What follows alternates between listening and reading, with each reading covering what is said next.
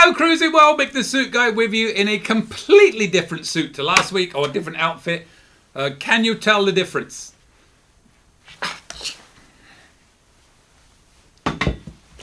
Not anymore. Continuing with Scott's tips, he gave me 4 last week. 2 of them just confused me, but they make sense if you understand. You know, I worked it out, but up front.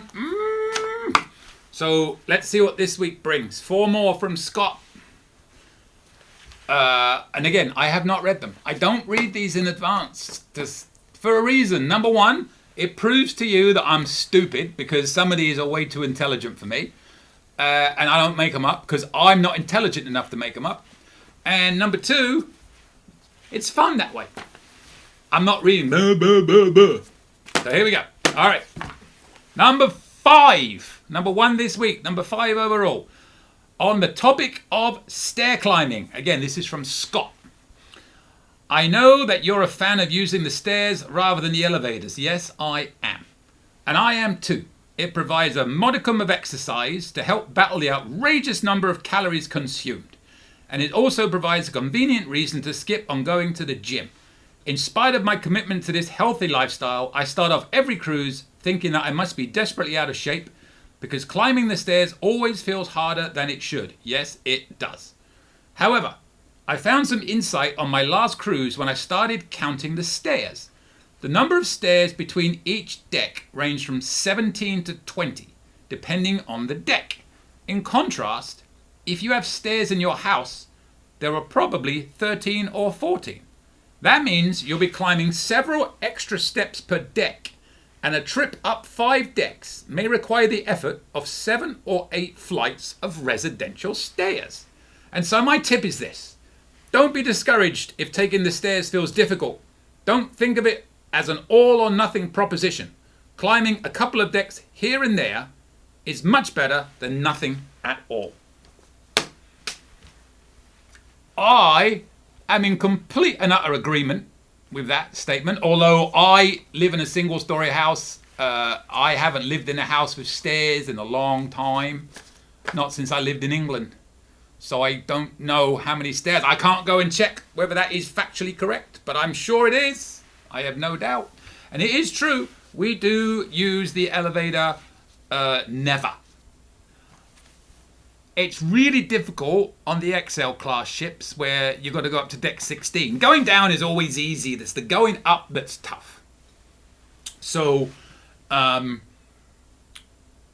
have one time used an elevator when I was on the Radiance and it only went down 4 flights, but I was getting the Red Frog pub team some Shaq's Big Chicken dinners.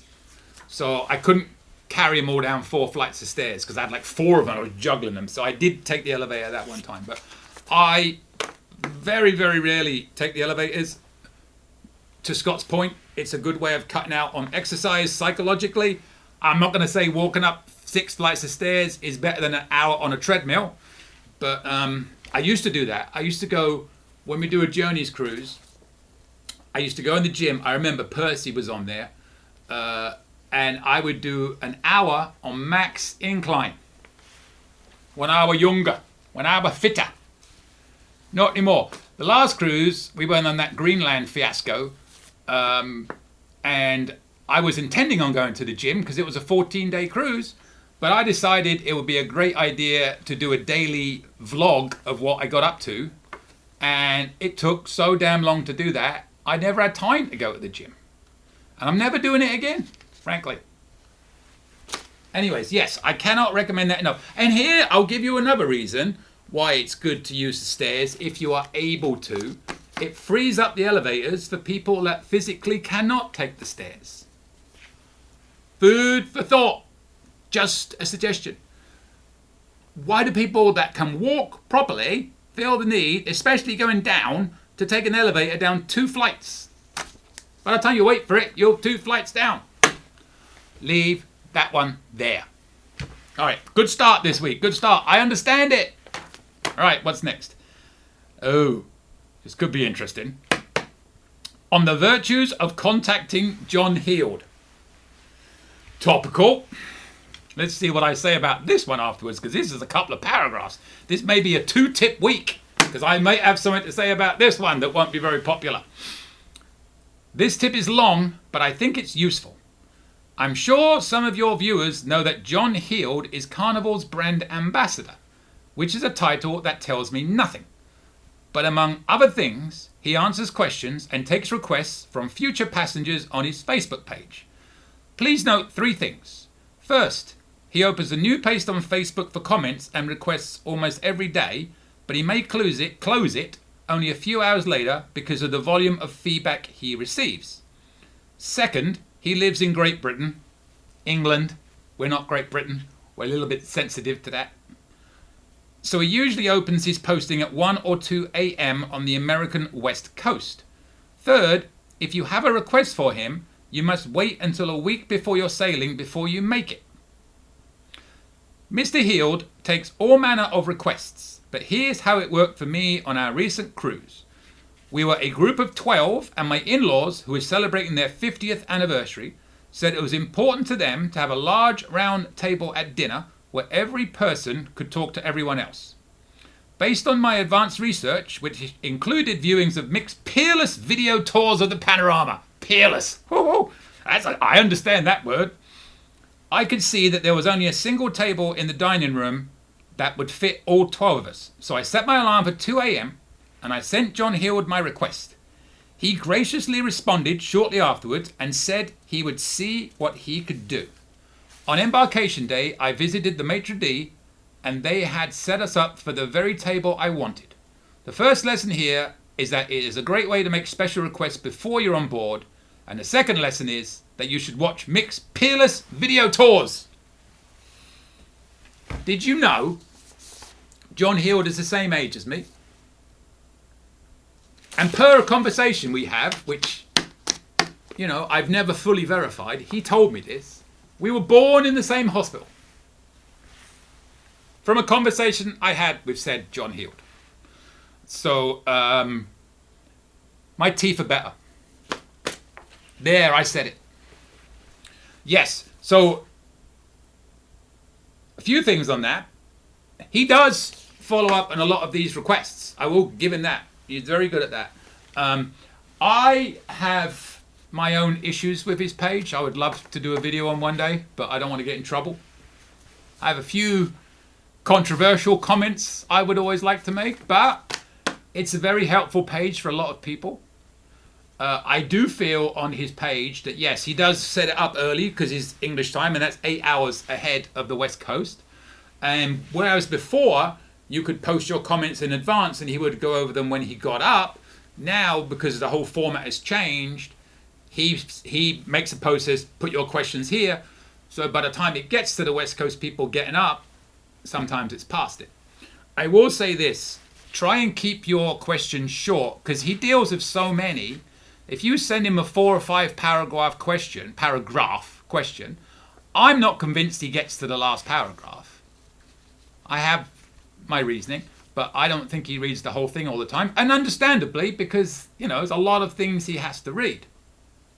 Before I get myself in any trouble, we're going to leave it there. But I think overall the tip is, if you want something from John, let him know a week in advance what you're looking for, and he will hook you up. And I've heard several examples where, to be fair, he has done that.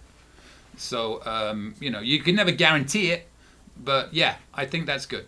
And I'm glad I helped on showing you where that table was, Scott. Boom. All right. If anybody wants to know my full opinion, see me on a cruise, ply me with Red Stripe, and I will tell you. Moving on. Number 7. On the topic of door decorating. I have never decorated a cabin door before my last cruise. However, I had... You know what? That's funny, because I read it as I have never decorated, and then I read it, I'm like, no, that's not good English, and I was about to correct Scott, but I read it wrong. Scott had written I had, not I have. Start again. I had never decorated a cabin door before my last cruise. However, it was not only fun, but quite useful. My wife and I were sharing our cabin with our young daughter. So she picked out paper decorations for the 4 cabins in our extended travelling group as a fun project on embarkation day. The decorations turned out quite cheerful, and they helped not just the kids, but also the adults in finding their way to their cabins. In fact, the proof of concept came on the last afternoon of our cruise when I had to remove all the decorations. For the rest of the day, we had trouble finding our cabins, even though we'd already spent a week in them. If you've never decorated your door, give it a try. I think I'll be making it a cruise tradition from here on out. Potential cruise tradition alert! Now, here's what I'm going to say on that. I've never decorated my door, but on the Greenland cruise, it is a well-known fact in this household that I have zero sense of direction. I will come out of our cabin and I will turn the wrong way to get to the exit 70% of the time. If I'm in a hotel and I'm trying to get to the elevator, 99% of the time I will come out the door and turn the wrong way. When I'm going back to my cabin, it's hard to tell the difference for me between odd and even if it's not written. I get confused if I'm going to the front of the ship or the back of the ship. And when I get into the corridor, I usually I've done it before where I've actually walked all the way at the other end of the ship, possibly red stripe influenced, before realizing I was actually at the correct end. I got to turn around and go all the way back. So, on our Greenland cruise, and this is to Scott's praise of his suggestion, when I came out the elevator, odd, even, we were even, all I had to do was look at the door, because somebody had a lovely decoration on the door. And that told me, that's my side. And I'd walk in, and I knew I had to turn right, and then I'd be at my cabin. So whoever did that on that door, I actually was waiting to see if they'd come out one day so I could thank them for making my terrible sense of direction much better. And to double down on Scott's point, on the last day of the cruise, when they packed, they took it down, and I was confused. I won't say how confused, but I might have gone the wrong way. After 14 days of going the right way, I needed it.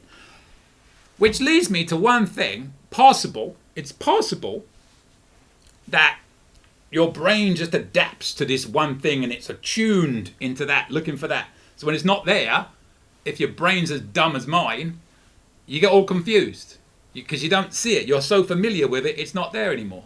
So, I might start bringing my own arrow and just hopefully they don't get mad at me. But when I get out the elevator, just put an arrow, said Mick's cabin that way, and not my cabin, but it's that way, and hopefully they understand. How's that for a tip? I wouldn't do that. Wouldn't last 5 minutes. I'll give you another tip. You steal something off somebody's door, which people did on that Greenland cruise. Watch out, because I'll be on you. They will be on you. All right. Number 4 this week. Last one for the week on the topic of Camp Ocean. No kids.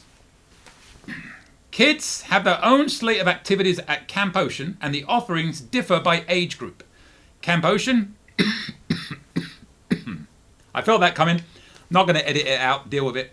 Camp Ocean. I should have had a red stripe to, clear my throat when that sort of thing happens, but I don't know when. I'm not drinking between cruises. I just went on a 14-day cruise to Greenland, and I averaged 13 cans of red stripe a day.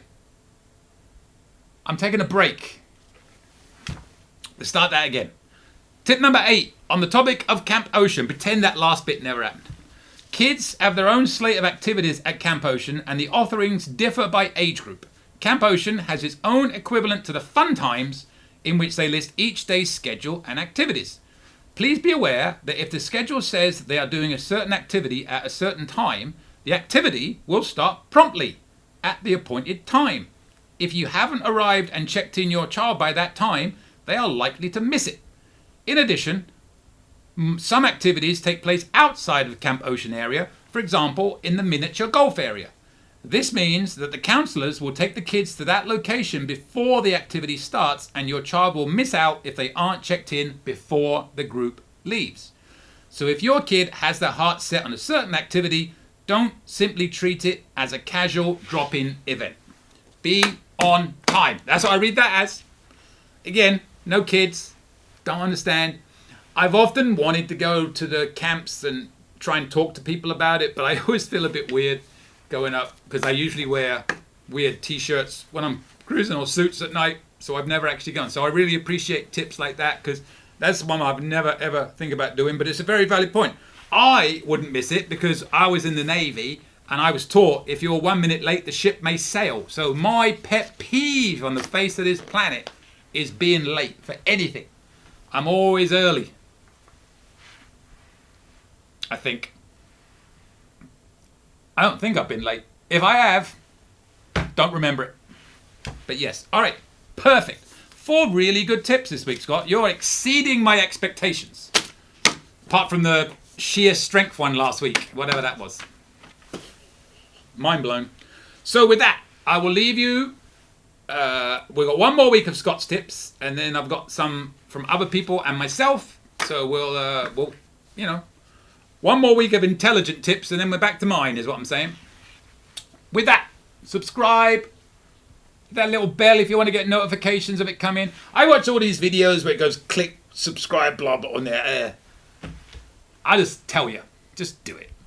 And then if you have any questions, my email is coming up at the end of this video. If I don't know the answer, I will find it for you because I have connections. Not conniptions, connections. And if you want to send me your tips, challenge on, because these have been great. Good luck beating these ones, but have a go. Send me your tips. Send me your cruising traditions. Again, I will say it every time. Be warned, I do not read them in advance. I react as we go. With that, I will see you later, cruising world. Book a cruise or any type of travel? We are travel agents. Check out our site, elitetravelconnection.com, or email me, Mick, at elitetravelconnection.com. We are here for you. Finally, subscribe, please. Pretty please. You know you want to. Go on. I won't beg you. Okay, I'm begging. Please. Subscribe. Thank you.